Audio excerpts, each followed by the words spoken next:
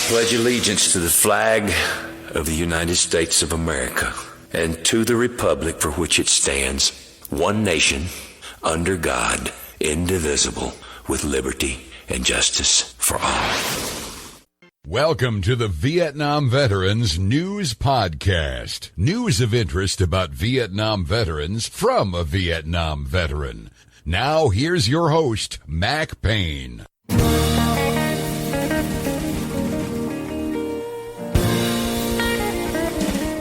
This is Mac Payne here with episode 1788 of the Vietnam Veteran News Podcast.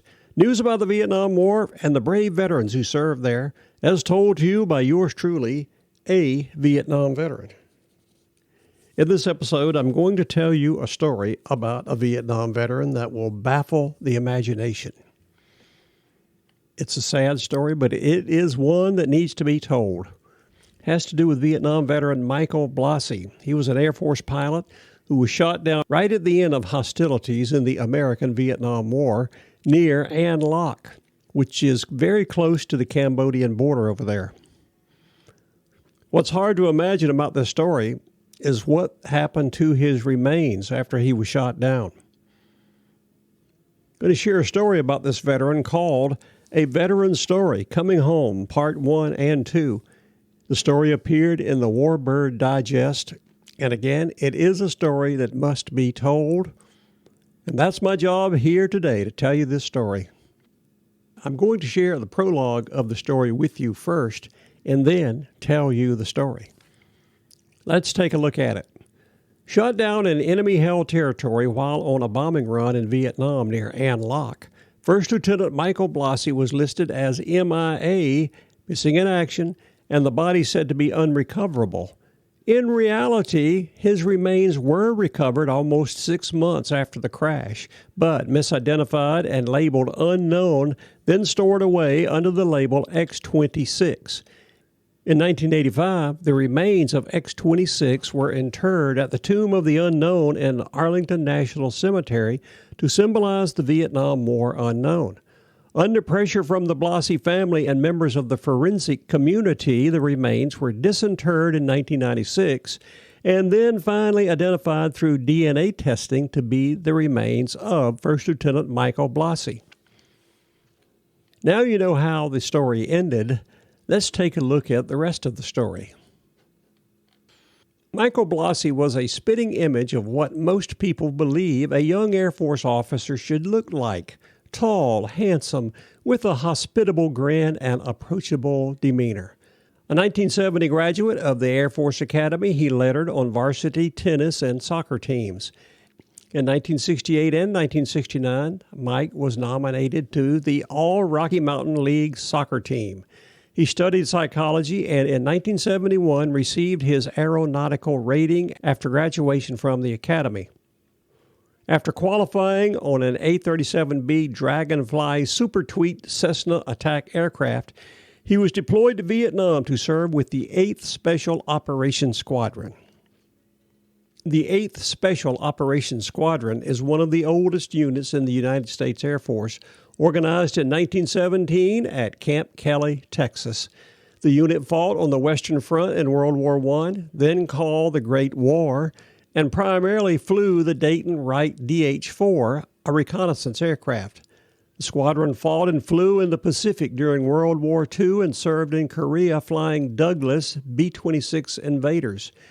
During the Vietnam War, the unit flew the Martin B-57 Canberra medium bomber and in the closing years of the conflict, changed over to the smaller but lethal Cessna A-7 Dragonfly, a light attack aircraft. When Mike saddled up to an A-37B Dragonfly at the Bien Hoa Airbase in Vietnam, he did so as a member of an air commando unit, which suggests to this old intelligence guessaholic that he was flying covert missions into Laos and Cambodia. He also flew counterinsurgency missions and served as a forward air controller. On May the 11th, 1972, while starting a bombing run on enemy artillery positions on the outskirts of An Loc, near the Cambodian border, fellow airmen saw tracer rounds from ground fire coming up toward Mike's A-37B. The anti-aircraft rounds found their mark. Major James Conley, his flight commander, described the tragic incident in a letter to Mike's parents. Mike's plane was hit and began streaming fuel. He must have been killed instantly since he did not transmit a distress call of any kind. The aircraft flew a short distance on its own and then slowly rolled over, exploding on impact in enemy-held territory. Yet the fog of war relates another version of how the Dragonfly had inverted, flying upside down, and that Mike ejected from the stricken aircraft. Nevertheless, flying at low altitude to drop napalm, doing so would have propelled him into the ground. Whatever the case, other aircraft were dispatched to the area to provide cover for an Army chopper rescue team. All for naught. The enemy threw up what was described as a murderous hail of fire, which forced a cancellation of the recovery and/or rescue attempt. Mike had become another cold statistic of war, an MIA. The following day, an Air Force chaplain visited the home of Mike's parents in St. Louis to inform them their son had been killed in action, but his remains could not be recovered since he went down in enemy-held territory. That tragic explanation would be the same story Mike's grieving parents would hear for the next 26 years, a story that soon bore little truth. 6 months after the incident, a South Vietnamese Army patrol located the crash site. In close proximity, the patrol recovered 6 bone fragments, a beacon radio, 2 compasses, an American flag, a parachute, remains of a pistol holder, a one-man life raft, dog tags, fragments of a flight suit, a wallet with family pictures, and an ID with the wording, First Lieutenant Blassie, Michael Joseph. That sounds like pretty definite proof to me. Continuing. With the discovery of the crash site and personal effects, thus began a sequence of events that literally baffles the imagination. On March the 2nd, 1972, Michael Blassie's remains were turned over to the mortuary in Saigon. As his ID indicated, Michael was 6 feet in height and weighed 200 pounds. By testing bone fragments using a controversial technique known as morphological approximation, the estimated age of the deceased was between 26 and 33 years. Mike was 24 years old at the time of his death, outside the so-called age bracket. The height of the deceased was estimated to be between 65.2 inches and 71.5 inches. Mike stood 72 inches. By using a single strand of hair found in the flight suit, tests indicated the deceased blood type was not type A, the blood type recorded as Blassie's. Ignoring official chain of custody documents, the remains were reclassified and designated to be unknown. DNA testing was in its infancy at the time of Mike's death, and the procedure of remains identification sometimes seemed like guesswork.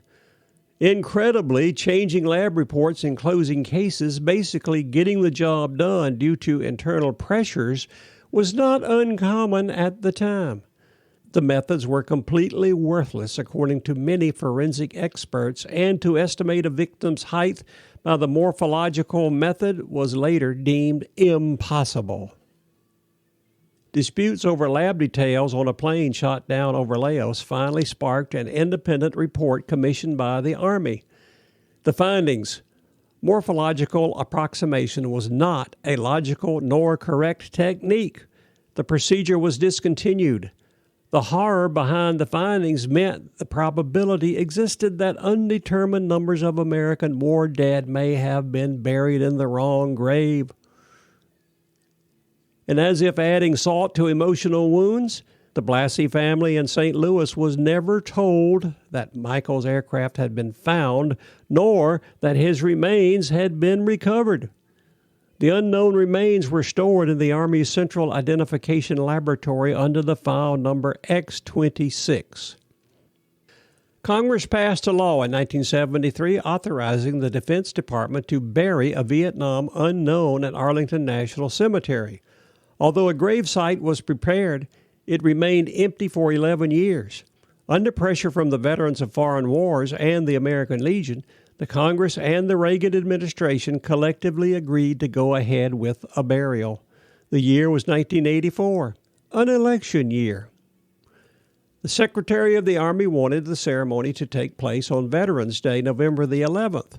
However, as the political animals in Washington, D.C. always do, that date would be 5 days after the election, and the political elite did not want to miss a public relations opportunity.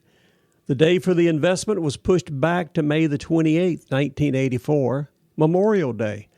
One set of remains was available, X-26. At the time, Major Johnny Webb was in charge of the Central Identification Laboratory and was acquainted with the Blassie case. He also understood Washington politics. Presented with papers to sign confirming the X-26 remains would never be identified, Webb refused to sign. Even the senior anthropologist who developed the morphological approximation technique, a man named Furet, sided with Webb to adamantly oppose the burial at Arlington. Major Webb was given 6 months by the Pentagon to identify the remains of X-26. If a possible ID was not made by the end of 6 months, Webb was ordered to sign the certification. On March 21, 1984, Webb reluctantly signed. Then, according to Webb, he was ordered by Army headquarters in the Pentagon to destroy any evidence linking Blassie to file X-26, including the personal artifacts from the crash site. Webb wrestled with mixed emotions of doing the right thing versus following orders. It was the struggle of my life, according to Webb. Major Webb chose to do what he considered to be the proper course of action.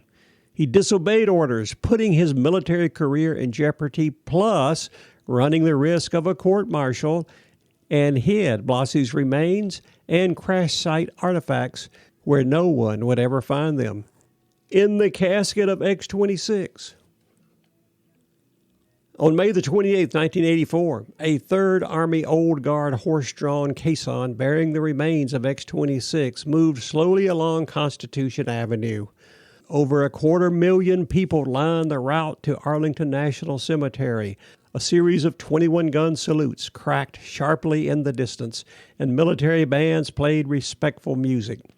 Approximately 100 vets of the Vietnam War, some bearded, some pushing their brothers in wheelchairs, some wearing jungle hats and worn-out camouflage fatigues, followed the parade. A few remarks of President Ronald Reagan's emotional farewell. Today we pause to embrace him and all who served so well in a war whose end offered no parades, no flags, and so little thanks. We write no last chapters. We close no books. We put away no final memories. Placing a Medal of Honor on X-26's flag-draped casket, President Reagan concluded, "Thank you, dear son, and may God cradle you in his loving arms." The Blassie family was not in attendance. They had no way of knowing the remains of X-26 were that of a son and brother, their loved one who was killed in action in Vietnam.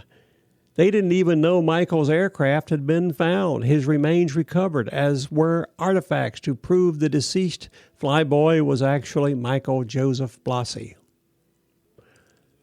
Michael's younger sister, Patricia Blassie, was 13 years old when her brother, the eldest of 5 siblings, was listed as MIA in Vietnam. She recalled, "My father served in Normandy during World War II, and he never got over losing Michael. He and Michael were very close. Dad set up a little memorial in the basement and would go down there all the time and just sit." That is a story of a brave Vietnam veteran, Michael Blassie, an Air Force pilot, who died in that war and whose remains were not treated with the respect they deserved.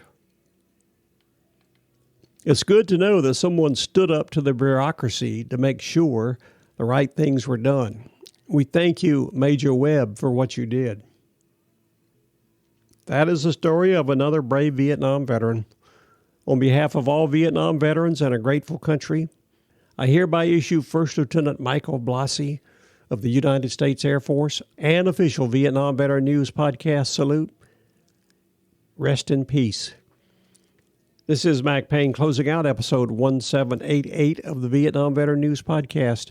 Thank you so much for listening. You are cordially invited to come again soon and often to listen to more of these stories that will be coming your way on this podcast. The Vietnam Veteran News.